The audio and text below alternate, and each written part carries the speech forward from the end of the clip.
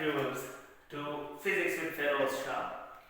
आज के लेक्चर में हम सेकेंड ईयर फिजिक्स के चैप्टर 13 इलेक्ट्रोमैग्नेटिज्म के कॉन्सेप्चुअल क्वेश्चंस की डिस्कशन करेंगे। तो हमारा पहला क्वेश्चन है कि क्वेश्चन नंबर 1 का आइडिया ये है कि फर्ज करो ये एक कंपास नीडल है, ये एक कंपास नीडल है, ये इसका साउथ पोल है और ये इसका नॉर्थ पोल है, ये रेस्ट में है। अगर हम एक चार्जशुदा रॉड हम ले आए इसके करीब और रख दें, अगर हम ये चार्ज रॉड इसके करीब ले आए तो इस कंपास नीडल में डिफ्लेक्शन आता है। ये डिफ्लेक्शन इसमें क्यों आता है? Why the compass needle deflects? इसमें डिफ्लेक्शन क्यों आता है डियर स्टूडेंट? तो दो रीजंस हैं। पहली बात, जब आप इस चार्ज रॉड को दूर से करीब लेके आते हो तो यहाँ होता है चार्ज इन मोशन, और चार्ज इन मोशन से मैग्नेटिक फील्ड पैदा होता है, और मैग्नेटिक फील्ड जो है वो नॉर्थ और साउथ को डिफ्लेक्ट करता है अपने डायरेक्शन में, नॉर्थ को अपने डायरेक्शन में डिफ्लेक्ट करता है। तो जब ये चार्ज रॉड आप करीब लेके आते हो, because of charge in motion magnetic field produces and magnetic field will deflect the north in its direction and will deflect the south in opposite direction। और फर्स्ट करो मैग्नेटिक फील्ड इस तरफ बनता है तो ये ऐसे बेंड कर जाएगा। ये फर्स्ट रीजन है। द सेकंड रीजन इज कि जब ये मोशन खत्म करे और यहाँ पहुंच जाए, ये रॉड मोशन खत्म करके यहाँ पहुंच जाए और अब ये रॉड मोशन के बगैर रेस्ट में है, अभी भी a slight movement in north and south पैदा हो सकता है। उसका रीजन क्या है? तो पहला रीजन तो ये था मोशन। दूसरा रीजन, रेस्ट के दौरान डिफ्लेक्शन अगर ये करेगा तो क्यों करेगा? तो भाई इसका सेकंड रीजन है पोलराइजेशन। जब चार्ज पार्टिकल इधर करीब आता है चार्ज रॉड, तो ये इस कंपास के अंदर पोलराइजेशन करता है। इस तरह पोलराइजेशन करता है कि इसके negative charges towards the positive बन जाएंगे और इसके पॉजिटिव चार्जेस जो है वो अवे फ्रॉम दैट बन जाएंगे, और ये पॉजिटिव नेगेटिव के डेवलप होने से इनके साथ इनके दरमियान फोर्सेस डेवलप होंगे और वो फोर्सेस इसमें इस तरह का चेंज लाएंगे कि वंस अगेन ये एक इक्विलिब्रियम स्टेट में चला जाए। सो पहले केस में मोशन ऑफ रॉड के से मैग्नेटिक फील्ड पैदा होता है जो नॉर्थ और साउथ को डिफ्लेक्ट करता है। दूसरे केस में जब ये रॉड रेस्ट में हो तो रेस्ट में ये कंपास के नीडल पर पोलराइजेशन इफेक्ट करता है और पोलराइजेशन से पॉजिटिव और नेगेटिव चार्जेस बन जाते हैं, जिससे फोर्सेस डेवलप हो जाते हैं और उन फोर्सेस की वजह से ये अपने आप को इक्विलिब्रियम स्टेट की तरफ मूव करता है। नेक्स्ट क्वेश्चन हमारे पास है question number 2। Question number 2 electromagnetism. Question number 2 का आइडिया ये है कि परमिटिविटी और परमिबिलिटी में क्या फर्क है। तो हमें डिफरेंसेस बताने हैं परमिटिविटी एंड परमिबिलिटी। सो ये जनाब इलेक्ट्रिक एबिलिटी ऑफ मटेरियल है, इलेक्ट्रिक एबिलिटी है ऑफ मटेरियल, और इट इज मैग्नेटिक, ये मैग्नेटिक एबिलिटी ऑफ मटेरियल है, ये मटेरियल की मैग्नेटिक एबिलिटी है। एक इलेक्ट्रिक एबिलिटी है, एक मैग्नेटिक एबिलिटी है। Permittivity is concerned with insulators while permeability is concerned with ferromagnetic solids। Permeability जो है वो फेरोमैग्नेटिक सॉलिड्स में होती है। परमिटिविटी को डिस्कवर किया था कूलम ने, कूलम्स लॉ में आता है, और परमिबिलिटी को डिस्कस किया था एम्पियर ने, और ये एम्पियर फॉर्मूले में या एम्पियर लॉ में आता है। इसका ताल्लुक एम्पियर फॉर्मूले या एम्पियर लॉ से होता है। परमिटिविटी अपोज करता है इलेक्ट्रिकल इफेक्ट को, और परमिबिलिटी जो है ये अपोज नहीं, ये सपोर्ट करता है मैग्नेटिक इफेक्ट को, यानी ये इलेक्ट्रिक फोर्स के डिनोमिनेटर में होता है। Electric force is inversely proportional to permittivity, ये परमिटिविटी के साथ इनवर्सली है, लेकिन magnetic force is directly proportional to permeability, because ये सपोर्ट करता है, ये इनवर्स रिलेशन रखता है फोर्स के साथ, ये डायरेक्ट रिलेशन रखता है। इसी तरह इंटेंसिटी के साथ भी permittivity is denoted by epsilon naught and epsilon, or permeability is denoted by mu naught and mu. The value of mu epsilon naught is 8.85 10 raised to the power minus 12, and the value of mu naught is 4 pi into 10 raised to the power minus 7. ये इसके दरमियान differences है। Permittivity का unit होता है coulomb square पर Newton metre square, और permeability का जो यूनिट होता है वो होता है वेबर पर एम्पियर मीटर माइनस 1, कुछ इस तरह होता है इसका यूनिट। इसको प्लीज वेरीफाई करें, तो यूनिट का भी डिफरेंस आप कर सकते हो। ये differences among permittivity and permeability है। द नेक्स्ट क्वेश्चन इज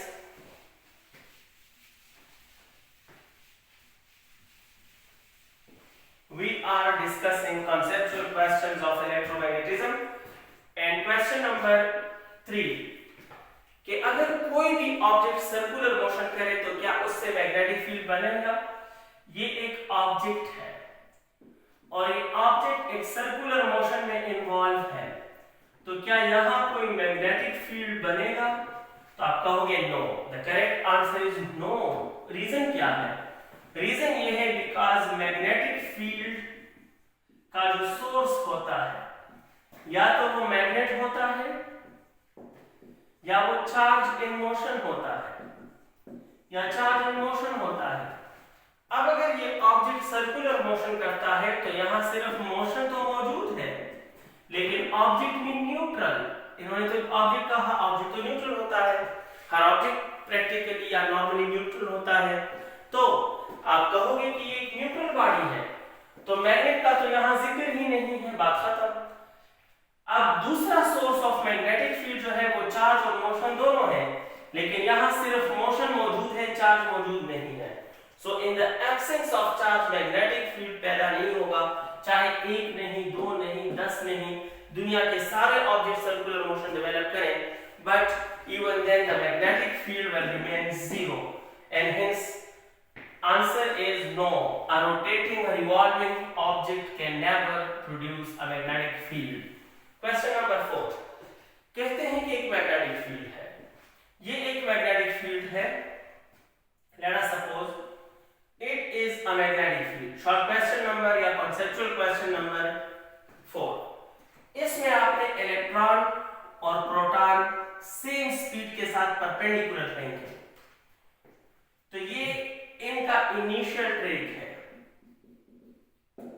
ये इनका इनिशियल ट्रेक है, लेकिन हम जानते हैं कि मैग्नेटिक फील्ड इनको डिफ्लेक्ट करता है चार्ज पार्टिकल को, और इनका डिफ्लेक्शन होगा अपने रास्ते से। ये इनका डिफ्लेक्टेड ट्रेक है, ये फाइनल ट्रेक भी डिफ्लेक्टेड ट्रेक है, और इनिशियल और फाइनल के दरमियान जो एंगल बनता है, this angle represent deflection, this angle represent deflection. तो हमसे ये पूछा गया है कि अगर इलेक्ट्रॉन और प्रोटॉन जो है वो सेम मैग्नेटिक फील्ड में परपेंडिकुलर हम फेंके तो किसका डिफ्लेक्शन ज्यादा होगा, किसका deflection come. Keep it in mind, बहुत सी जगहों पर लोगों ने इसका आंसर रेडियस से दिया है। Radius is something else and deflection is something else. अगर रेडियस ज्यादा होगा तो डिफ्लेक्शन कम होगा, और अगर रेडियस कम होगा तो डिफ्लेक्शन ज्यादा होगा, क्योंकि डिफ्लेक्शन इस एंगल को बोलते हैं। अगर एंगल बड़ा बन गया तो फौरन सर्कल बन जाएगा, तो रेडियस कम रहेगा, और अगर एंगल छोटा हो गया तो जाएगा जाएगा जाएगा एक बड़े सर्कल को बनाएगा, तो रेडियस नहीं, डिफ्लेक्शन मीन एंगल पे हमने बात करनी है, रेडियस पे नहीं। इसका सिंपल आंसर ये है, याद रखिए कि जो डिफ्लेक्शन होता है वो डिफ्लेक्शन थीटा है, and theta is directly proportional to charge, theta is directly proportional to charge, and theta is inversely proportional to mass. Deflection theta के बराबर है, रेडियस का आंसर नहीं देना, डिफ्लेक्शन यानी एंगल का आंसर देना है। चार्ज पार्टिकल का मैग्नेटिक फील्ड में, किसी भी मैग्नेटिक फील्ड में जो डिफ्लेक्शन या एंगल होता है वो उसके चार्ज के साथ डायरेक्टली और मास के साथ इन्वर्सली है। अब इलेक्ट्रॉन और प्रोटॉन का चार्ज तो सेम है, अगर चार्ज सेम है तो हम इससे डिसीजन नहीं कर सकते कि किसका डिफ्लेक्शन ज्यादा होगा किसका कम। डेफिनेटली हम इससे डिसीजन करेंगे, इट मीन कि जिसका मास ज्यादा होगा उसका डिफ्लेक्शन कम होगा। और हम जानते हैं कि प्रोटॉन का मास ज्यादा होता है और इलेक्ट्रॉन का मास जो है वो कम होता है। याद रखिए, अगर रेडियस का आंसर दोगे तो फिर इसके अपोजिट आंसर बनता है, लेकिन डिफ्लेक्शन रेडियस को नहीं एंगल को रिप्रेजेंट करता है। सो देयरफॉर कंक्लूजन क्या आया? Inverse relation with mass says that mass of proton is greater than mass of electron. Therefore, deflection of proton will be smaller than deflection of electron. Proton का deflection electron के deflection से कम होगा because inversely related है। Question number 5.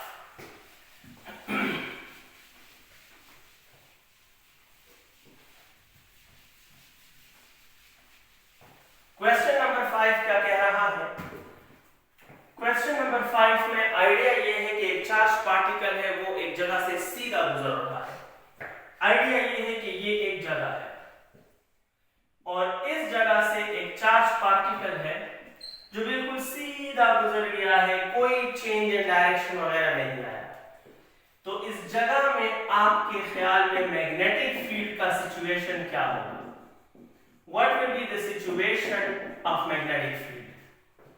बहुत आसान है। तो मैं आंसर में आपको 4 सिचुएशन बता सकता हूं, प्रूफ दे सकता हूं।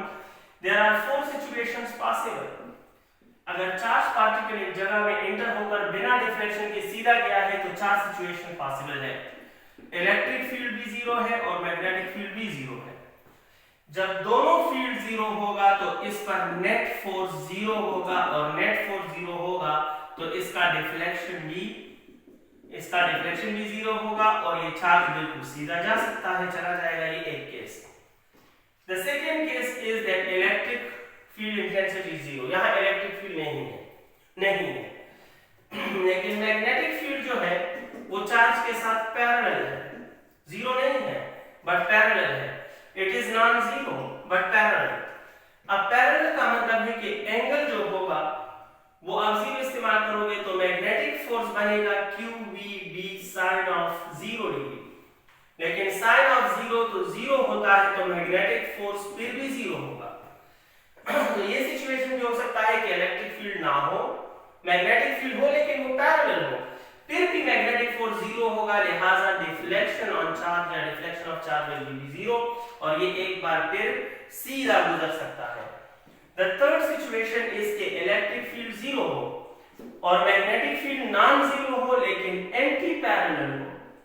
एंटी पैरेलल मीन के एंगल 180 डिग्री इस्तेमाल करो तो वंस अगेन मैग्नेटिक फोर्स बनेगा QVB sin of 180 degree but sin of 180 is again 0.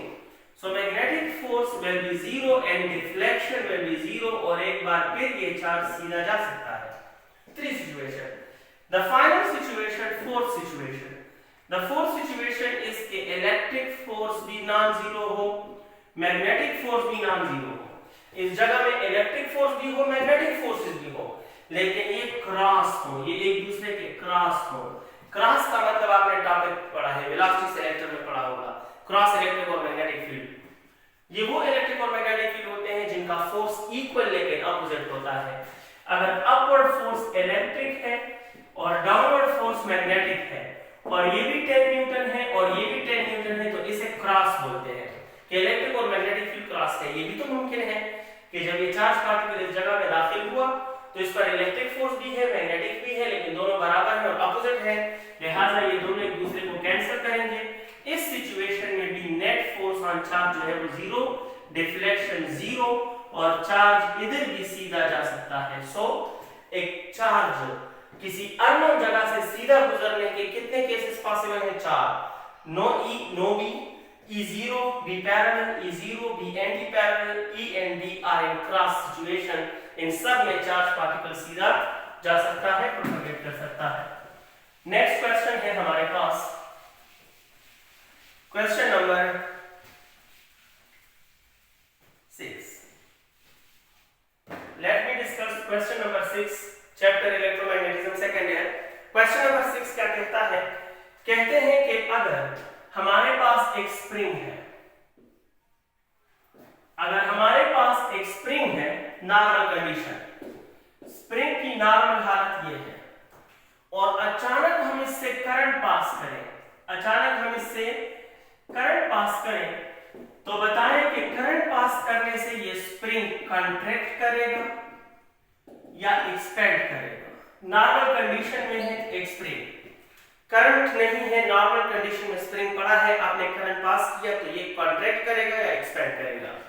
तो माय डियर स्टूडेंट्स, एक स्प्रिंग से अचानक करंट पास करोगे तो ये एक्सपेंड नहीं करेगा, कॉन्ट्रैक्ट करेगा। अब कैसे कॉन्ट्रैक्ट करेगा या क्यों कॉन्ट्रैक्ट करेगा, तो इसके बहुत सिंपल एक्सप्लेनेशन आपको देता हूं। हम जानते हैं कि करंट से इसके अंदर एक स्ट्रेट मैग्नेटिक फील्ड पैदा होगा। ये एक स्ट्रेट मैग्नेटिक फील्ड है जो कि आपने पढ़ा है और स्टेट फाइंडिंग में। इस स्ट्रेट मैग्नेटिक फील्ड को हम इस तरह पार्ट्स में बना सकते हैं। देखो, अगर मैं इसको ऐसे कर लूं, ये दरअसल पार्ट्स में होता है जिसको हम थ्योरेटिकली ज्वाइन करते हैं।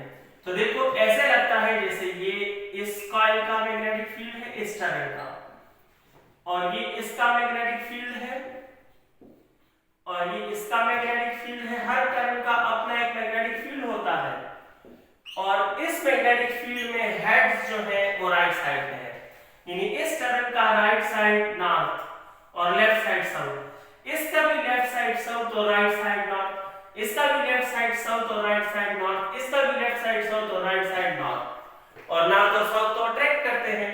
तो इस टर्न का राइट साइड दूसरे टर्न के लेफ्ट साइड को आपस में क्या करेगा, अट्रैक्ट करेगा। इस टर्न का राइट और दूसरे का लेफ्ट आपस में एक दूसरे को क्या करेंगे, अट्रैक्ट करेंगे। इसका राइट और इसका लेफ्ट एक दूसरे को क्या करेंगे, अट्रैक्ट करेंगे। इस तरह स्प्रिंग के फर्स्ट टर्न से लास्ट टर्न के दरमियान हर दो एडजेसेंट टर्न्स के दरमियान एक अट्रैक्शन पैदा होगा, बिकॉज एक टर्न का राइट साइड नॉर्थ है तो दूसरे टर्न का लेफ्ट साइड उसके सामने साउथ है, तो साउथ और नॉर्थ अट्रैक्ट करेंगे। तो जैसे ही हम करंट पास करेंगे तो in between the turns attraction पैदा होगा और इस अट्रैक्शन से क्या पैदा होगा, कॉन्ट्रैक्शन पैदा होगा। लिहाजा स्प्रिंग जो है वो कॉन्ट्रैक्ट करेगा, एक्सपेंड नहीं करेगा। इसके बाद अगर इस क्वेश्चन को अपोजिट करें कि एक स्प्रिंग है जिसमें करंट नॉन जीरो है, एक स्प्रिंग है जिसमें करंट नॉन जीरो है, अचानक करंट जीरो हो गया तो क्या होगा, तो एक्सपेंड करेगा, क्योंकि करंट की वजह से वो कॉइल्स अट्रैक्ट कर रहे थे तो कॉन्ट्रैक्टेड था। आपने करंट जीरो कर दिया, मैग्नेटिक फील्ड खत्म हो गया, नॉर्थ साउथ खत्म हो गया, तो स्प्रिंग अपनी ओरिजिनल हालत में वापस जाने के लिए एक्सपेंशन करेगा अंडर इलास्टिसिटी। क्वेश्चन नंबर 7 कहते हैं कि साइक्लोट्रॉन है। अगर साइक्लोट्रॉन है तो इसमें हम न्यूट्रॉन को एक्सेलरेट कैसे कर सकते हैं? In cyclotron how we can accelerate neutron? तो इस क्वेश्चन का आंसर ये है that we can not accelerate neutrons in cyclotron. Cyclotron में न्यूट्रॉन को एक्सेलरेट नहीं कर सकते। अब आंसर तो देंगे नहीं, क्यों? तो क्यों का पहला पॉइंट आप लिखोगे कि cyclotron produce centripetal acceleration and centripetal acceleration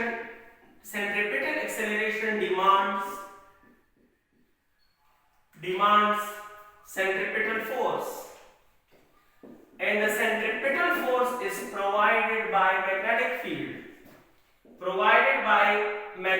field, and magnetic field can only apply force on moving charges, but charge of neutron is equal to 0. तो किसका खत्म? साइक्लोट्रॉन जो एक्सेलरेशन देता है वो सेंट्रीपिटल होता है। सेंट्रीपिटल को सेंट्रीपिटल फोर्स चाहिए। सेंट्रीपिटल फोर्स यहाँ साइक्लोट्रॉन के अंदर मैग्नेटिक फील्ड से लिया जाता है। मैग्नेटिक फील्ड सिर्फ उन पार्टिकल को फोर्स देगा, सेंट्रीपिटल फोर्स देगा जिन पर चार्ज हो, वो मोशन में हो, बट न्यूट्रॉन पर तो चार्ज ही नहीं होता।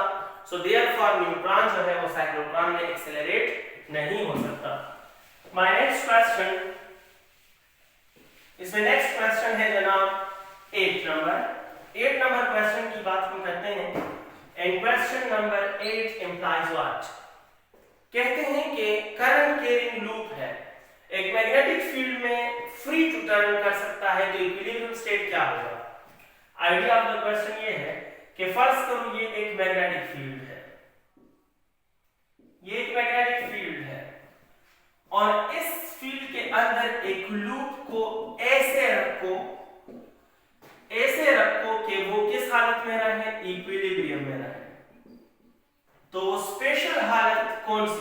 स्पेशल हालत कौन सी होगी? मैग्नेटिक फील्ड के अंदर मूवेबल लूप किस सिचुएशन में रखें कि वो इक्विलिब्रियम में रहे?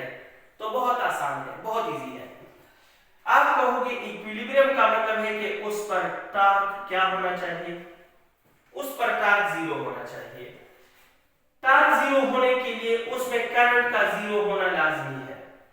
करंट 0 होने के लिए ईएमएफ का 0 होना जरूरी है, और ईएमएफ के 0 होने के लिए चेंज इन फ्लक्स का 0 होना जरूरी है, और चेंज इन फ्लक्स के 0 होने का मतलब है कि flux must remains constant. Flux must remains constant.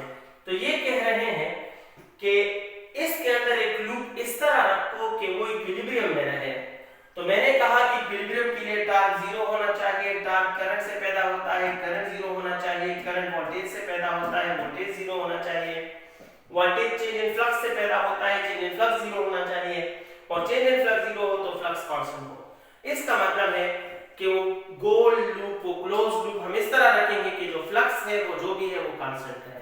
तो अगर हम इस लूप को इस तरह रखें, ऐसे रखते हैं, तो इसमें से फ्लक्स 0 था और 0 रहेगा, 0 था और 0 रहेगा।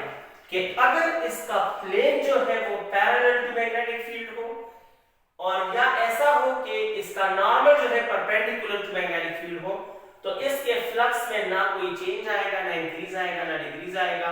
फ्लक्स चेंज नहीं तो ईएमएफ नहीं, ईएमएफ नहीं तो करंट नहीं, करंट नहीं तो टॉर्क नहीं, और जब तक टॉर्क नहीं तब तक ये लूप क्या होगा? ये इक्विलिब्रियम में रहेगा। Next question, question number 9। Question number 9, last question. Current carrying coil है, वो एक बार मैग्नेट की तरह क्यों एक्ट करता है? ये है एक करंट कैरिंग कॉइल। अगर आप इससे करंट पास कर रहे हैं तो क्वेश्चन ये है कि ये बिल्कुल मैग्नेट की तरह लगता है। Why it is like magnet की तरह? मैग्नेट की तरह क्यों होता है? इसका रीजन हमें बताना है कि ये ऐसा क्यों करता है। तो पहले वेरिफिकेशन बताते हैं, फिर रीजन बताते हैं। वेरिफिकेशन इसका बहुत आसान है, और फिर इसका रीजन बता दें और शॉर्ट क्वेश्चन को खत्म कर दें, आंसर को खत्म कर दें। वेरिफिकेशन ये है कि आप कहें यहां एक नॉर्थ एंड साउथ पोल ले लेते हैं, मैं पैरेलल मैग्नेट, फिर एक कॉइल ले लेते हैं, लेकिन उसमें करंट 0 है, कॉइल विद करंट 0। आप इस मैग्नेट को इसके करीब लाने की कोशिश करें, आप देखोगे कि कॉइल अपनी जगह पे रेस्ट में रहेगा। रेस्ट मीन कि ये मैग्नेट और इस कॉइल के दरमियान कोई भी फोर्स डेवलप नहीं हो रहा, कोई भी फोर्स डेवलप नहीं हो रहा। लेकिन अगर ये हमारे पास एक नॉर्थ और साउथ पोल है, एक पैरेलल मैग्नेट का, और ये हमारे पास है, माय डियर स्टूडेंट्स, एक कॉइल, वही कॉइल है, लेकिन अब इससे करंट नॉन जीरो है, अब इससे करंट नॉन जीरो है। तो अभी आप देखोगे कि जैसे ही ये मैग्नेट आप करीब लाओगे तो या तो ये कॉइल इसकी तरफ मोशन करना शुरू करेगा या इससे दूर। इसकी तरफ आने का मतलब है कि अट्रैक्शन है, और इससे दूर जाने का मतलब है कि रिपल्शन है। अगर अट्रैक्शन होगा तो इट मीन कि कॉइल का ये सिरा नॉर्थ बन चुका है और ये सिरा साउथ। अगर रिपल्शन है तो ये साउथ बन चुका है, ये नॉर्थ। इसका मतलब ये हुआ कि नॉन जीरो करंट के दौरान ये कॉइल के दोनों एंड्स पर या नॉर्थ बनता है या साउथ बनता है, इसी वजह से ये मैग्नेट का काम करता है। अब ये होता क्यों है? रीजन ये है, reason is because of Oersted findings. और ओयरस्टेड फाइंडिंग ये है कि जो सर्कुलर करंट होता है वो स्ट्रेट मैग्नेटिक फील्ड पैदा करता है। लिहाजा अगर ये हमारे पास एक कॉइल है और हम इससे करंट पास करते हैं तो ये करंट ऐसे आता है, आप गौर करें तो ये करंट टर्न्स करता है, देखो सर्कुलर करंट है। और सर्कुलर करंट होने की वजह से तो ओयरस्टेड फाइंडिंग का आइडिया ये कहता है कि अगर करंट सर्कुलर है तो it will develop a straight magnetic field in the coil, और द टेल्स वाले साइड पर ये साउथ का काम करता है और हेड वाले साइड पर ये नॉर्थ का काम करता है, और ये कॉइल ऐसे बन गया जैसे कि ये कॉइल नहीं हो बल्कि एक मैग्नेट हो। इस तरह ओयरस्टेड फाइंडिंग से पता चलता है कि it behave like a bar magnet. Good luck dear students, study करें, वीडियोस देखें, इंशाल्लाह आपको इन वीडियो से हेल्प मिलेगी। अपना फीडबैक जरूर बताइएगा। अगर कुछ चेंजेस या कमेंट्स या सजेशंस हो तो I will try to follow it. Eid आ रही है, advance Eid Mubarak to all of you. इंशाल्लाह फिर मिलेंगे इन वीडियोस के बाद मैं वीडियोस अपलोड करूंगा आफ्टर ईद। तब तक के लिए अपना ख्याल रखिएगा। अल्लाह हाफिज।